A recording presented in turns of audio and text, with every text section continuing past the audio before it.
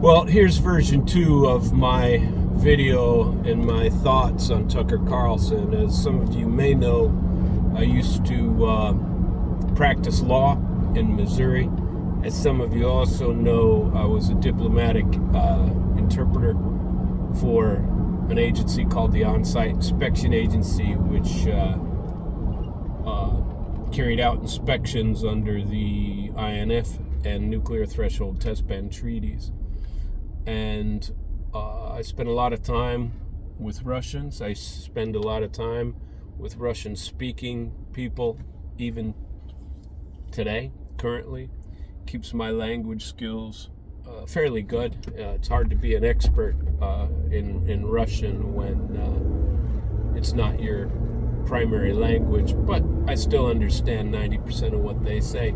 I listened to Putin's speech in English and in Russian, and I have a few comments. They might not be too I hope Tucker Carlson has as thick a skin as I do, because I don't mean anything horrible at it. I think what he did is amazing and incredible and long overdue to get someone else's point of view. I never did understand how we make decisions in a vacuum and never listen to the other side. And I've said for 20 years, if anybody with any knowledge at all remained in the United States government that was giving policy on what we're doing in Eastern Europe, we'd have a different world today, because in my opinion, they're all morons. And I'll argue with any single one of them, anytime, anywhere, name it. And it just, it's having a battle of wits with an unarmed opponent. These people intentionally, I can't imagine they're this stupid in real life. They have to be doing this intentionally. They have to be knowingly ignoring facts. Call it truth, call it lies, call it I don't know what, call it stressing your position, call it something like that.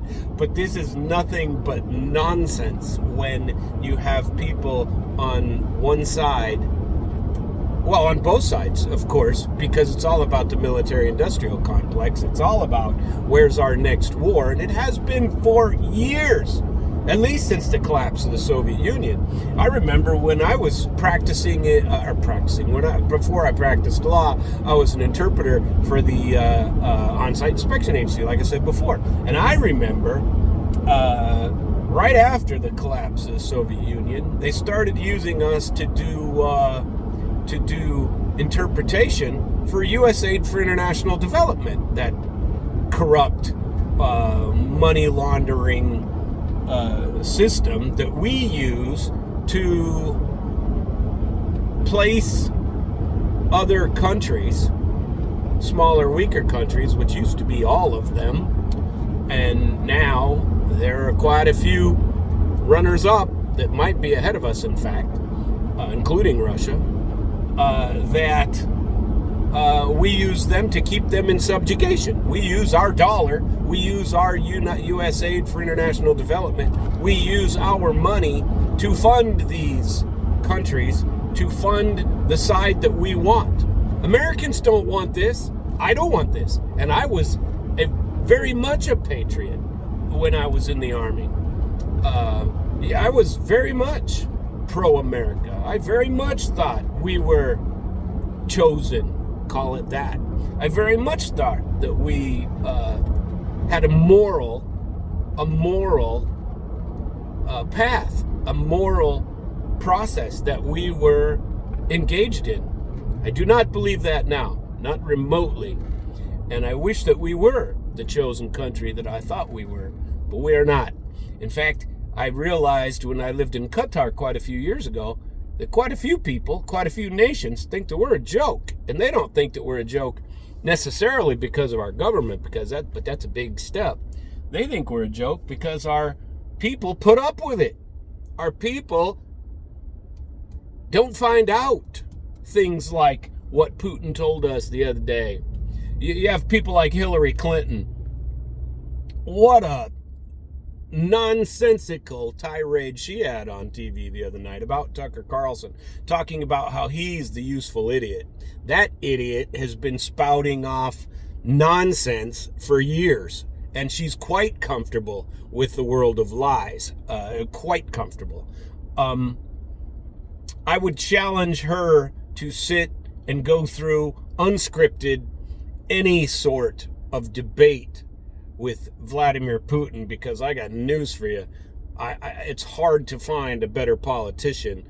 Can you imagine our sad replica of a puppet president sitting in a room negotiating with Vladimir Putin?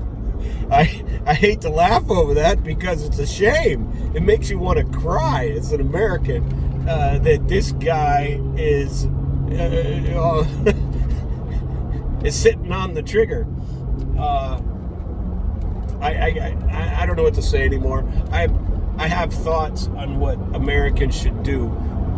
The conclusion of my rant here today regarding what it is please, when Tucker Carlson, and I saw several mistakes in what he did. Of course, I don't practice law anymore, but I still think somewhat like a lawyer. And the fact is, whoever was translating for him did not get the nuances for him. Or I'm sure maybe Tucker Carlson had just a list of questions that he was going to ask.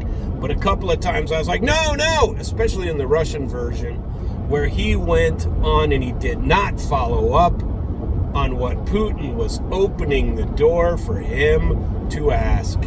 And I wish he had, and I would be happy to give those examples. But he missed a couple of opportunities, and it was because of the nuance. And unfortunately, he jumped to another topic, and I remember it twice, and I'll try to put my thoughts together on what it was. But boy, those doors were open, and Putin even twice said, well, let me go back to the question that I was answering, because I think Putin noticed it. And if he had a decent, and I'm not saying he didn't have a decent, that was a very good translation for the most part of what he said, but I think you missed a couple of the nuances in order to get information out. And I think the part at the end, jumping to the journalist, was probably a mistake. Maybe it's important, but it isn't important for America to know about that and to negotiate. You have no business trying to negotiate with Putin on what you do with a journalist who has their reasons. Like when that basketball player, whatever her name was, or his name, I don't know who that was, but I just remember thinking to myself when that person got arrested, it's like, man, when I go to Russia, I am extremely careful. You check your bags. When you travel, I had a friend once get stuck in Mexico, unforeseen circumstance. In fact, twice in my life that's happened, and it's unfortunate. And both times it was for baggage and carrying something across that they shouldn't. And that's what happens when you go to Russia. If you don't know what's in your bag, you better find out, and you better pack and repack, because the chances of misunderstandings are great. And Russia looks at drugs quite a bit different than we do here in the United States. And here we're passing them out. We're making sure that people get them, because it's better to give them drugs than to have them out buying it and smoking somewhere else. Let's create public places for them to smoke. It's nonsense. That would never happen in Russia. I can't imagine that happening, what I know of Russians. And I don't claim to be a genius on it, but I'm pretty well versed in Russian culture, and it's been going on for a long time, my connection with Russia and I hate to be offensive on either side. You're free to believe whatever you want, but don't try to pound your beliefs down me. I pretty much have given up on our media, because they're just so full of lies. But you can't believe anything they say, at least without sourcing it and finding out the other side from somewhere independently, because the people passing out that information do not have your best interests at heart. And so please, friends, neighbors, countrymen, please find out things on your own. Don't listen to morons like Hillary Clinton tell you that Vladimir Putin and Tucker Carlson are passing out propaganda. There's always an element of propaganda when you're dealing with a politician, and that's no different for Vladimir Putin than it is, it's no different for Vladimir Putin, but it is different that it's not a complete way of life. At least you can say that that guy, however bad you might think he is, he at least has his own country, his own country's needs, welfare, and understanding somewhere in his thought process. And in our ruling class of America, that has been absent my entire life. So, America, I think it's time to change the tune. Good luck with us. I mean, they control everything right now, so I'm not sure that's possible.